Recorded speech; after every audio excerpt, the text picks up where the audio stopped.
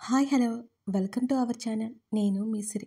ఈరోజు మనం చెప్పుకోబోయే కథ ఇష్టమైన సకుడ పార్ట్ 116. ఇక కథలోకి వెళ్దాం. ముందు రోజు రాత్రి శృతి రెడీ చేస్తుంటే బొమ్మలా తయారవుతుంది అమృత. ఆమె చూపులు అద్దం వైపే ఉన్నాయి. మౌనంగా కొండపల్లి బొమ్మలా కూర్చుంది. అమ్మూ, మీ ఆయన ఏంటి ఇంకా రాలేదు?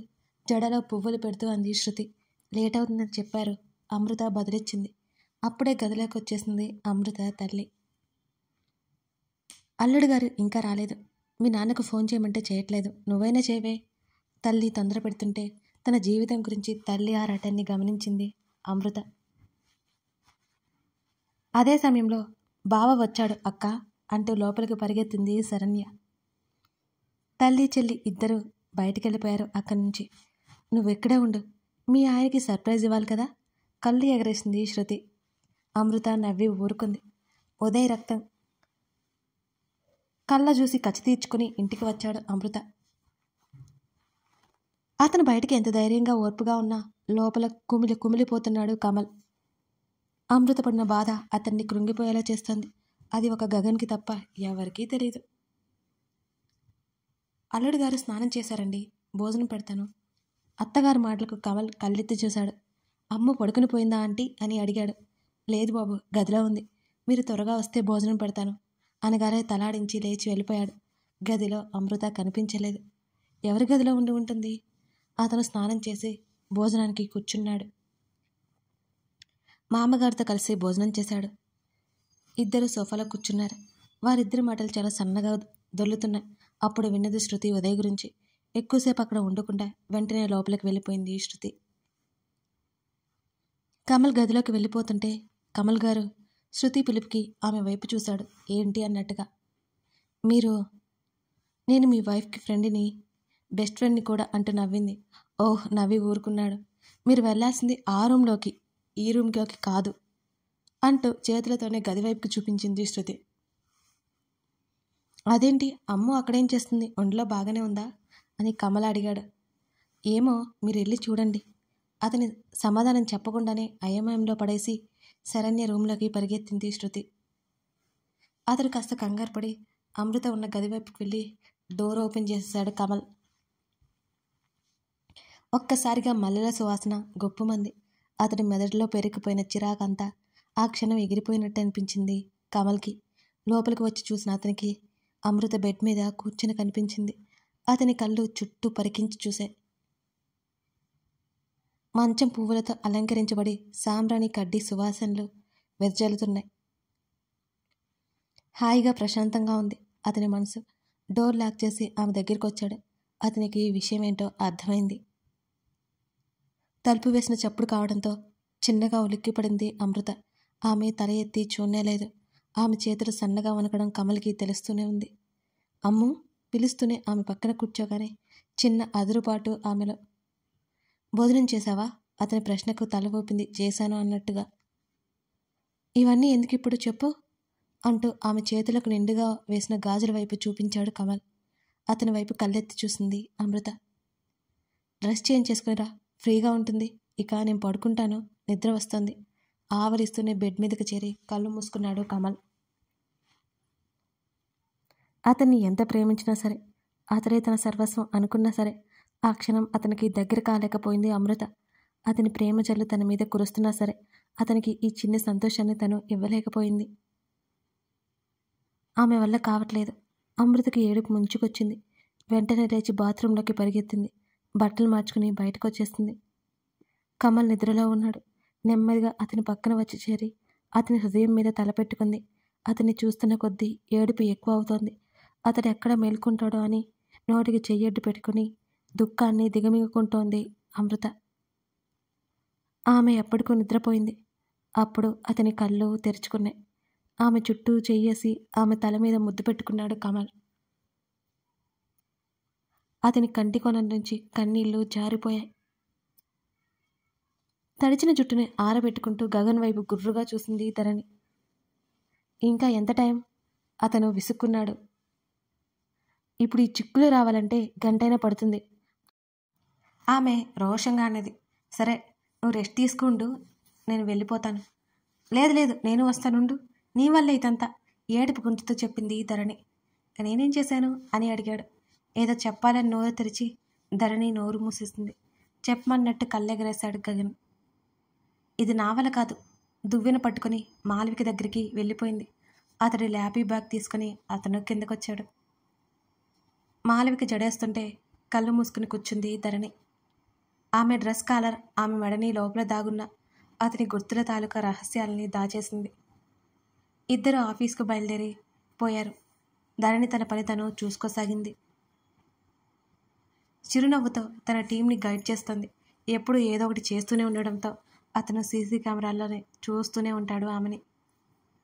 తినడం కూడా మర్చిపోతుంటే 4 తగిలించి పెట్టడం అతనికి కూడా అలవాటైపోయింది ధరణి విషయంలో. ఆ రోజు మధ్యాహ్నం లంచ్ అయిపోయాక గగన్ హోటల్లో మీటింగ్ ఉండడంతో ధరణికి చెప్పేసి హోటల్కి వెళ్ళిపోయాడు. ధరణిని పిక్ చేసుకోవడానికి డ్రైవర్తో పాటు రాజేష్ కూడా వచ్చాడు. Hi sister. హాయ్ అన్నయ్య, బాగున్నారా? పలకరించి అతనితో పాటు నవ్వుతూ కారు దగ్గరికి వెళ్ళింది ధరణి. కారు ముందుకు కదిలింది. ఇద్దరు మాట్లాడుకుంటూ ఆ మాటల మధ్య ఇటు రావడమే మానేశారు. ధరణి అడిగింది రాజేష్ని.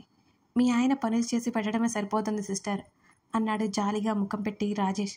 రాజేష్ మాటలకి నవ్వుతూ చేయకండి, ఏం చేస్తాడో చూడండి అని చెప్తూనే పక్కకు చూసిన ధరణి కళ్ళు ఆశ్చర్యంతో పెద్దవైపోయాయి.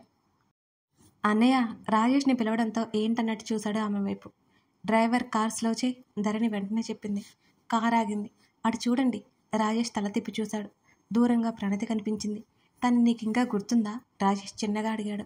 ఎందుకు లేదు, నా చేతుల్లో తన్నులు తిన్న మొదటి వ్యక్తి. ధరణి అటే చూస్తూ చెబుతూ ఆ పక్కనే ఉన్న అమ్మాయి ఎవరో మీకు తెలుసా అని అడిగింది ధరణి. రాజేష్ కళ్ళు చిట్లించి చూసినా ఆ అమ్మాయి ఎవరో అర్థం కాలేదు. తెలీదా నీకు? ధరణి అడగ్గా లేదు, తన్నెప్పుడూ చూసినట్లు లేదు అన్నాడు ఆలోచిస్తూనే. మరో 2 నిమిషాల తర్వాత కారు ముందుకు కదిలింది. ఏమైంది ధరణి, ఆ అమ్మాయి ఎవరు? రాజేష్ అయోమయంగా అడిగాడు. ఎప్పుడూ ఆయన గారి పక్కనే ఉండడం కాదు, ఆయన గారికి సంబంధించిన మనుషుల గురించి కూడా తెలుసుకో. ధరణి మాటల్లో వెటకారానికి రాజేష్ బుర్రగొక్కున్నాడు. నువ్వేం మాట్లాడుతున్నావో నాకు అర్థం కావట్లేదు సిస్టర్, ఇంకా అదోలా ముఖం పెట్టుకుని చెప్పాడు రాజేష్ ధరణిని చూస్తూ.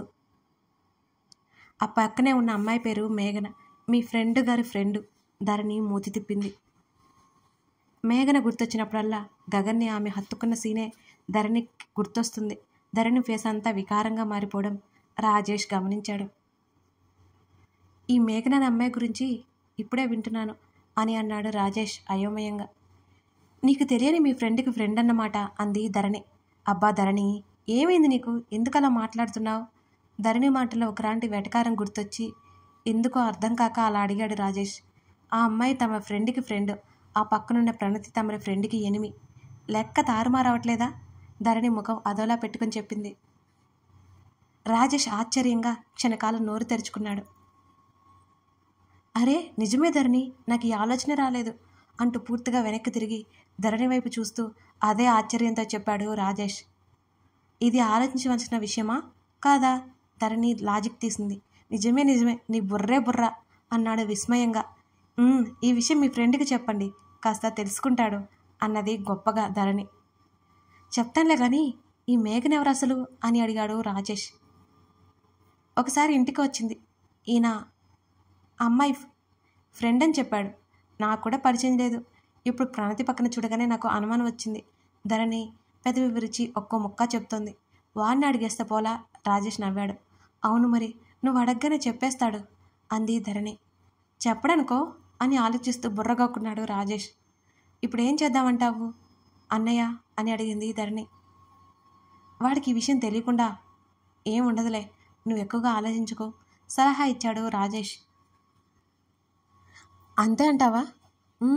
అయినా ప్రణతి ఇప్పుడు ఎవరిని మీట్ అవ్వట్లేదు కూడా. ఆ అమ్మాయి గురించి టెన్షన్ వద్దులే అన్నాడు రాజేష్. అవుననుకో, కానీ నాకు వార్నింగ్ ఇచ్చి దెబ్బలు కూడా తిన్నది. ఏ కోపం పెట్టుకుంటుందో ఏమో అన్నది ధరణి. పెట్టుకున్నంత మాత్రాన ఏం చేయలేదులే. సింహం నీ పక్కనుండగా చిట్టెలకి ఏం చేస్తుంది చెప్పు? రాజేష్ నవ్వుతూ అన్నాడు. వద్దు వద్దు, అలాంటి పోలికలే వద్దే వద్దు. సింహం గొప్పదని చెప్పిన కథలు మరోసారి చిట్టెలకే గొప్పదని కూడా చెప్తాయి. మన మనుషులం అంతే అన్నది ధరణి. కనిపించావు కానీ నువ్వు ఇంటెలిజెంట్ ధరణి, అందుకే మా వాడికి తెగ నచ్చేశావు ముచ్చటగా చూస్తూ అన్నాడు రాజేష్. నువ్వైనా ఒప్పుకున్నావు, సంతోషం. ధరణి నీరసంగా చెప్పింది ఆ మాట. ధరణిని ఇంటి దగ్గర డ్రాప్ చేసి ఆ తర్వాత ఆమె పిలుస్తున్న లోపలికి వెళ్లకుండానే రాజేష్ వెళ్ళిపోయాడు పనిందంటూ. అసలు రాజేష్ ఎందుకు వచ్చాడో ఎందుకు వెళ్ళాడో కూడా ఆమెకు అర్థం కాలేదు. భుజాలు కదిలించి లోపలికి వెళ్ళిపోయింది ధరణి. అప్పుడే వెళ్ళిపోతారా? తల్లిదండ్రులు ప్రయాణం అవుతుంటే బేలగా చూసింది అమృత. కూతురు చేతిని పట్టుకుని, నువ్వు ఇక్కడ సంతోషంగా ఉంటావని నమ్మి వెళ్తున్నాను తల్లి. తండ్రి మాటల్లో ఏదో లోతు అర్థం కాలేదు అమృతకి. జాగ్రత్తే, ఇప్పుడు పెళ్ళైంది, నీకు బాధ్యతలు వచ్చాయి, గుర్తుపెట్టుకో. తల్లి చెప్తుంటే మౌనంగా ఉండిపోయింది అమృత. శరణ్యకి వెళ్ళడం అసలు ఇష్టమే లేదు. పోనీ దీన్నైనా ఉంచండి అమ్మా. అమృత తల్లిదండ్రుల వైపు చూసింది. శరణ్య కళ్ళు మెరిశాయి. తన అక్కతో తనకి ఉండాలని ఉంది. ఇద్దరు కూతురు వైపు చూసి సరే అన్నట్టు తల ఊపారు. శరణ్య అక్కడే ఆగిపోయింది. వాళ్ళని స్టేషన్ వరకు డ్రాప్ చేసి అన్నట్టు కమల్ వెళ్ళిపోయాడు. తన చెల్లి తను తిరిగి వచ్చిన దగ్గర నుంచి సరిగ్గా మాట్లాడిందే లేదు తనతో.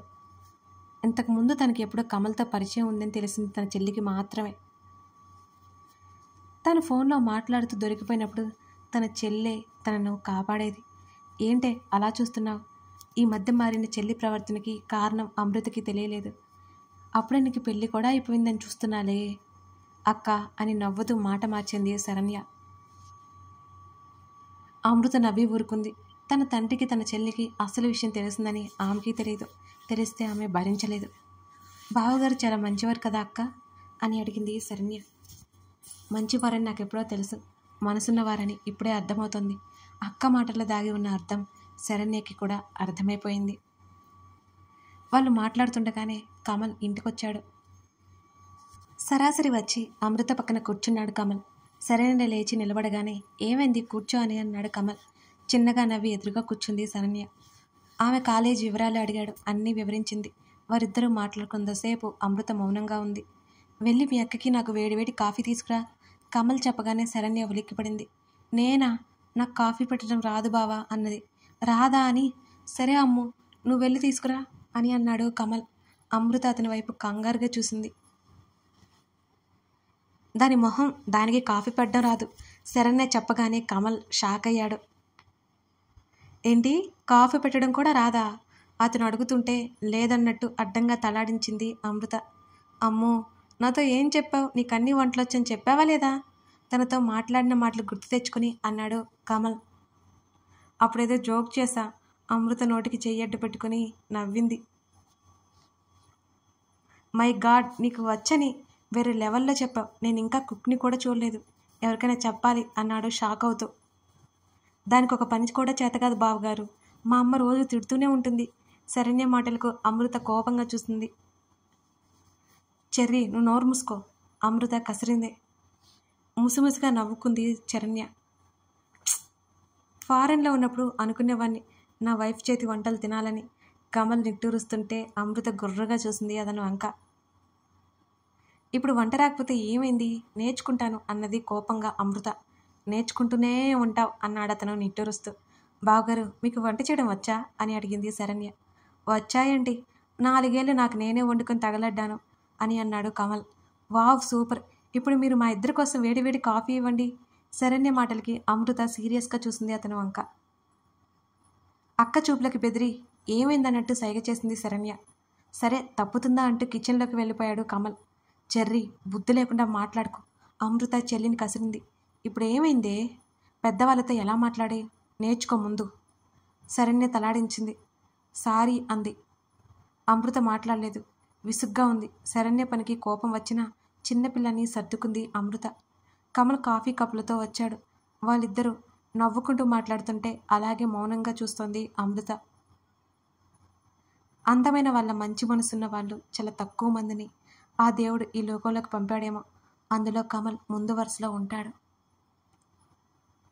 అమృత అతన్నే ఆరాధనగా చూస్తోంది. రెడీ అవ్వండి, బయటికి వెళ్దాం అని అన్నాడు అతను. శరణ్య ఎగురుకుంటూ గదిలోకి వెళ్ళిపోయింది హుషారుగా.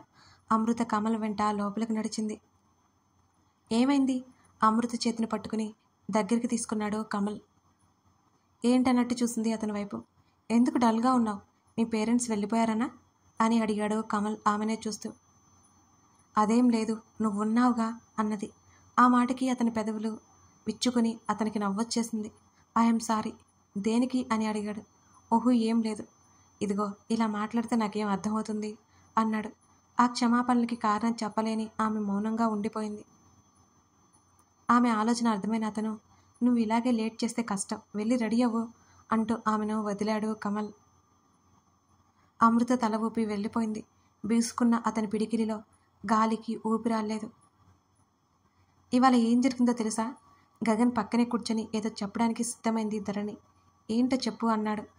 మరి ఇవాళ నేను ప్రణతిని చూశాను అనగానే వెనక్కి వాలి కూర్చున్నాడు అతను. అయితే మొన్న మన ఇంటికి వచ్చింది కదా ఒక అమ్మాయి, నువ్వు మేఘా మేఘా అన్నావు. అతనిలాగే వెటకారంగా చెప్తుంటే అతని పెదవుల మీద నవ్వొచ్చేసింది. ఆ అమ్మాయిని ప్రణతితో చూశాను నేను అన్నది ధరణి. అయితే ఇప్పుడు ఏం చేయమంటావు నన్ను అతను అడిగాడు. అతను ఆశ్చర్యపోకపోవడం చూసి ధరణి కళ్ళు తేలేసింది. అలా అంటావేంటి? ఆ ప్రణతి మనకి ఎనిమి కదా. ఇక్కడేమో తమరి ఫ్రెండు ఆ ప్రణతితో ఎందుకుంది చెప్పు? మెల్లిగా సిఐడి పని చేపట్టింది ధరణి. ఆమె చేయి పట్టుకుని వేళ్ళని ఒక్కొక్కటిగా విరుస్తూ, వాళ్ళు కజిన్స్, ఒకరితో ఒకరు ఉండడం కామన్ కదా అని అతని పనిలో అతనున్నాడు. ఏంటి? ధరణి ఉలిక్కిపాటుగా అరిచింది. ముఖం చిట్లించి చూశాడు ఆమె వైపు. ఏంటి, వాళ్ళిద్దరూ రిలేటివ్సా? సిస్టర్స్ అన్నాడు అతను. ఆ విషయం నీకు తెలుసా? తెలియకుండా ఎందుకుంటుంది? అతడు విసుగ్గా చూశాడు ఆమెని. తనే ఓవర్గా ఆలోచించిందని ధరణికి అర్థమైంది. ఏదో కనిపెట్టినట్టు తెగ పొంగిపోయింది. కానీ వాళ్ళిద్దరూ సిస్టర్సా? ధరణి నీరుగారిపోయింది పాపం. ఆమె చేతిని పట్టి మీదకు లాక్కున్నాడు గగన్. నేను లేకపోతే బోర్ ఫీల్ అవ్వలేదా నువ్వు? ఆమె చెంప మీద మెత్తగా ముద్దు పెట్టుకున్నాడు. అతని భుజాల మీద చేతులు బిగించి కళ్ళు మూసేసుకుంది ధరణి. నువ్వు వెళ్తూ ఊరికే వెళ్ళలేదు. బోల్డ్ అంత వర్క్ నెత్తిన పడేసిపోయావు. ఆ తర్వాత సర్వర్ డౌన్ అయిందని సెట్ చేశా. అదే సరిపోయింది నాకు నెమ్మదిగా చెబుతూ అతని భుజానికి చెంప తాకించింది. పర్లేదే, నీకు కూడా టాలెంట్ ఉందన్నమాట. ఆ మాటకి ఉక్రోషంగా కళ్ళెత్తి చూసింది. కథ కొనసాగుతోంది. కథ నచ్చితే లైక్ చేసి కామెంట్ చేయండి. అంటే మేఘన గురించి ప్రణతి గురించి గగన్కి ముందే తెలుసన్నమాట. పాపం ధరణి ఏదో కొత్త విషయం కనిపెట్టినట్టు తెగ ఫీల్ అయిపోయింది కదా. ఇప్పుడే మన ఛానల్ని చూస్తున్నట్లయితే సబ్స్క్రైబ్ చేసుకొని సపోర్ట్ చేస్తారని ఆశిస్తున్నాను.